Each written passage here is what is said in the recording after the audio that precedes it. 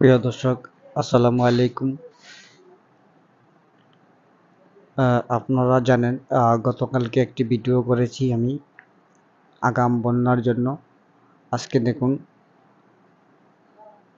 জকিগঞ্জের কানাইঘাট হয়ে যে মনু নদীটা এসেছে, সেই মনু নদীতে বন্যার পানি ঢুকে পড়েছে এবং সেই মনু নদীর পানি দিয়ে আজকে কানাইঘাট জকিগঞ্জের বিভিন্ন এলাকা প্লাবিত হয়ে গিয়েছে এবং যারা ফিশারির মানুষ,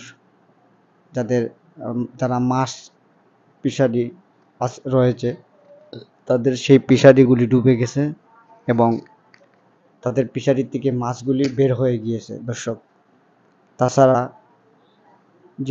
যে নিচু এলাকা যেগুলি রয়েছে গ্রামের, সেই নিচু এলাকাগুলো পানিতে প্লাবিত হয়ে অনেকটা বন্যায় কবলে পড়ে গিয়েছেন এবং যাদের হাঁস মুরগি গবাদি পশু রয়েছে, গরু ছাগল, এই সমস্ত গবাদি পশু নিয়ে অনেকে সমস্যায় পড়েছেন।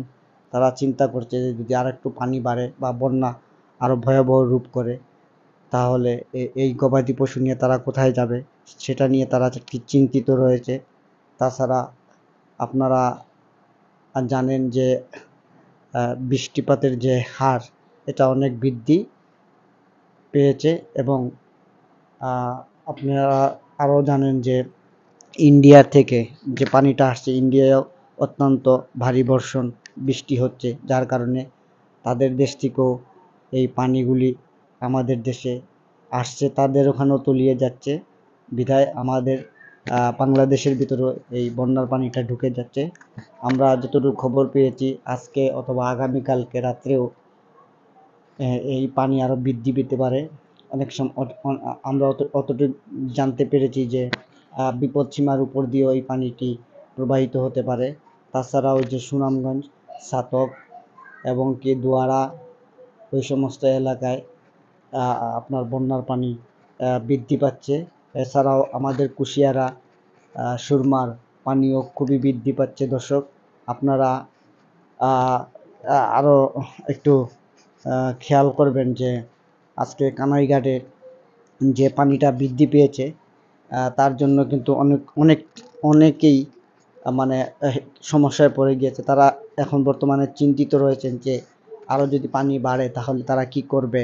মানে আমরা বলবো যে কানাইঘাট উপজেলা চেয়ারম্যান যারা রয়েছেন বা প্রশাসকের যারা রয়েছেন, তারা আমার মনে হয় তাদের সুদৃষ্টি রয়েছে এবং আরও সুদৃষ্টি দেওয়ার জন্য আমরা অনুরোধ জানাচ্ছি, যাতে ওই এলাকার গবাদি পশু এবং নিম্ন স্থলের যে ঘরবাড়ি রয়েছে, যে সমস্ত এলাকায় প্লাবিত হচ্ছে, সেই সমস্ত এলাকায় ঝুঁকিপূর্ণ কিনা তা এটাও পরিদর্শন করে দেখার জন্য।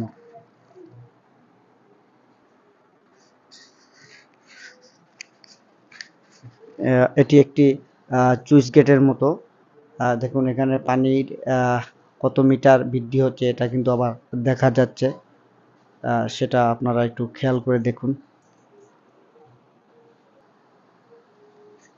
দেখুন পানির স্রোতটা যখন কাছাকাছি যাবেন, দেখুন আপনারা পানির স্রোতটা কিন্তু খুব বেশি রয়েছে।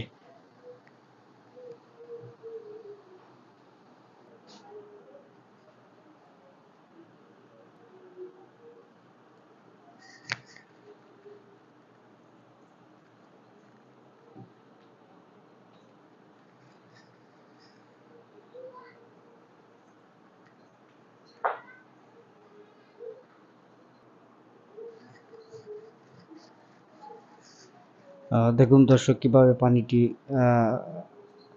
আসতেছে।